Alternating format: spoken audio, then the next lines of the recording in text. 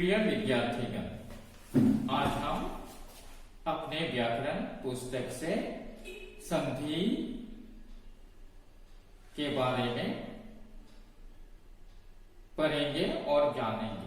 अर्थात हम संधि पाठ को जारी रखेंगे। जैसे कि हम अपने पिछले कक्षाओं में संधि क्या होती है यह हम जान चुके हैं और स्वर संधि क्या है यह भी जान चुके हैं और स्वर संधि के भेदों के बारे में भी जान चुके हैं और किस प्रकार संधि की सहायता से हम शब्दों का निर्माण कर सकते हैं। तो आज हम स्वर संधि के भेदों में से दीर्घ संधि के बारे में जानने और समझने की कोशिश करते हैं। तो आइए अब हम दीर्घ संधि क्या है और दीर्घ संधि क्या होता है उस विषय में जानेंगे। दीर्घ संधि, तो दीर्घ संधि वह है जहां हम संधि करते समय जब ह्रस्व अर्थात छोटा, दीर्घ अर्थात बड़ा, अ, ई, उ के सामने ह्रस्व या दीर्घ अ, ई, उ आए तो ये दीर्घ स्वर में परिवर्तित हो जाते हैं। जैसे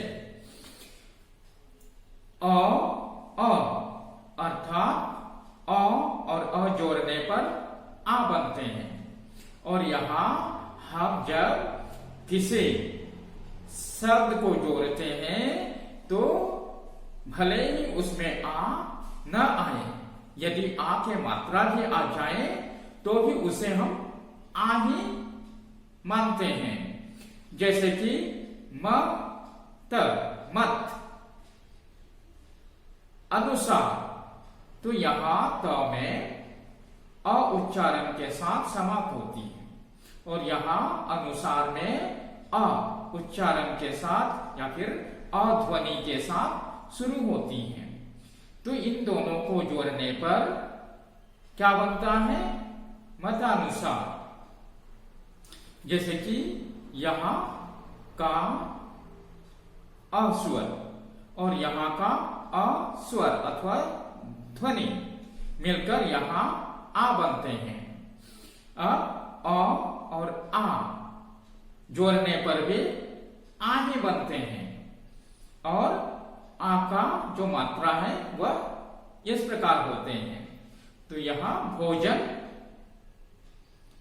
आलय अर्थात न का जो उच्चारण है वह अंत में अ के साथ समाप्त होता है और यहां आलय में आ के साथ आरंभ होता है।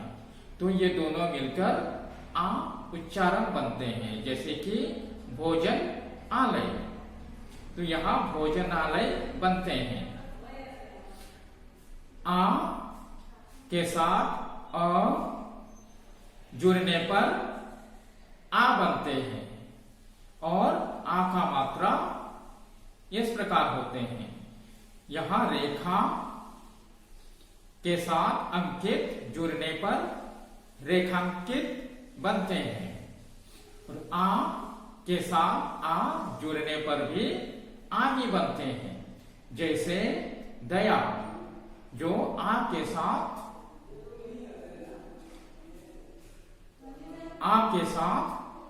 अक होते हैं और यहां आनंद में आ के साथ शुरू होते हैं। तो ये दोनों जुड़ने पर दयानंद बनते हैं। अब हम ई और ई के बारे में समझेंगे। तो देखो, ई अर्थात छोटी ई के साथ ई जुड़ने पर बड़ी ई बनते हैं जो कि ई उच्चारण में, और उसकी मात्रा इस प्रकार होते हैं। रवि यहाँ छोटी ई, और यहाँ इंद्र में भी छोटी ई, दोनों जुड़कर रविंद्र बनते हैं। तो यहाँ बड़ी ई का उच्चारण के साथ छोटी ई और बड़ी ई अर्थात ई दोनों जुड़ने पर भी ई बनते हैं, और उसकी मात्रा इस प्रकार होते हैं जैसे कि हरि और ईस दोनों जुड़कर हरीश बनते हैं। अब बड़ी ई अर्थात ई, छोटी ई अर्थात ई दोनों जुड़ने पर ई बनते हैं अर्थात बड़ी ई, और उसकी मात्रा इस प्रकार होते हैं। तो यहां नारी इच्छा दोनों मिलकर नारी छा बनते हैं। अब ई अर्थात दोनों ही बड़ी ई, तो ये दोनों जुड़ने पर भी ई ही बनेंगे अर्थात बड़ी ई, और मात्रा इस प्रकार होते हैं। तो यहां रजनी इस दोनों जुड़ने पर रजनीश बनते हैं। तो आइए अब हम उ और ऊ जुड़ने पर किस प्रकार के उच्चारण अथवा ध्वनि बनते हैं के बारे में जानेंगे और समझेंगे। उ जुड़ने पर ऊ बनते हैं अर्थात बड़ा ऊ, और उसके मात्रा इस प्रकार होते हैं जैसे गुरु छोटा ऊ, उपदेश छोटा ऊ, दोनों मिलने पर गुरुपदेश बनते हैं। यहां र में बड़ा ऊ की मात्रा, छोटा ऊ बड़ा ऊ अर्थात ऊ दोनों जुड़ने पर ऊ बनते हैं, और मात्रा इस प्रकार होते हैं।